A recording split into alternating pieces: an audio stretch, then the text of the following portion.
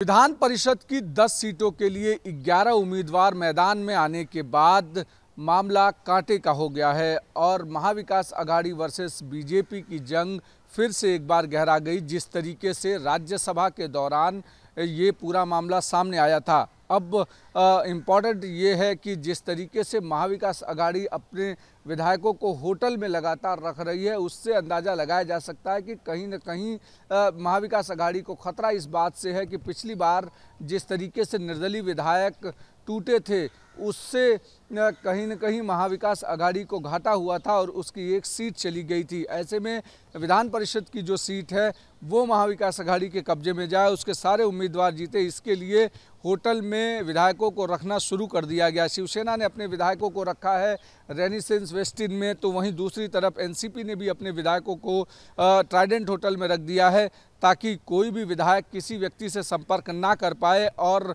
इसके लिए बाकायदा पार्टी के बड़े नेताओं को लगाया गया है ताकि वो सभी अपने विधायकों पर नज़र बनाए रखें। और देर रात जिस तरीके से आदित्य ठाकरे पहुंचे रेनिसेंस होटल, वहां पर विधायकों से मुलाकात की और उन्हें समझाया, निश्चित तौर पर डर इस बात का है कि आने वाले समय में विधान परिषद चुनाव में भी अगर महाविकास अघाड़ी का कैंडिडेट गिरा तो इनके अघाड़ी पर भी खतरा उत्पन्न हो जाएगा और अलायंस एक बार फिर से संकट में आ सकता है। और जिस तरीके से बाहर एक मैसेज जाएगा, उससे विधायकों के लिए भी ठीक नहीं होगा और सरकार के लिए भी ठीक नहीं होगा। यही वजह है कि महाविकास अघाड़ी के सभी विधायकों को होटल में रखना शुरू कर दिया गया। हालांकि इसके लिए महाविकास अघाड़ी के तमाम सारे नेता, चाहे संजय राउत हों या असलम शेख हों, नाना पटोले हों, सभी लोग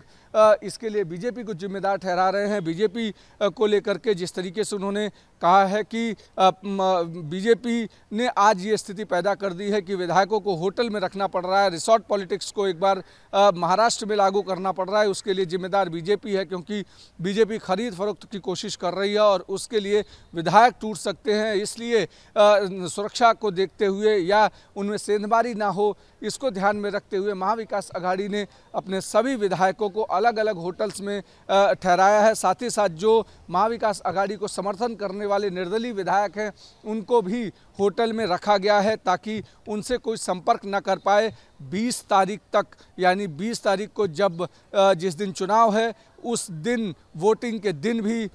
उनसे कोई संपर्क नहीं कर सके और चुनाव के बाद ही उन्हें अपने विधानसभा क्षेत्रों में जाने दिया जाएगा। तो निश्चित तौर पर सरकार के लिए एक बड़ा चैलेंज है, क्योंकि सामने अभी राज्यसभा चुनाव में महाविकास अघाड़ी का एक कैंडिडेट हार चुका है और ऐसे में विधान परिषद की चुनाव सामने है और विधान परिषद के चुनाव को ध्यान में रखते हुए महाविकास अघाड़ी पूरी कोशिश कर रही है कि उसके सभी 6 उम्मीदवार जीत कर आएँ, जबकि बीजेपी कोशिश कर रही है कि उसके 5 उम्मीदवार जीत करके आएँ। तो सरकार और बीजेपी में एक बार फिर ठन गई और काफ़ी समय बाद इस तरीके से विधान परिषद के इलेक्शंस हो रहे हैं और ऐसे में हर पार्टी अपनी ताकत लगा रही है ताकि वो अपने उम्मीदवार को जितवा कर विधान परिषद भेज सके।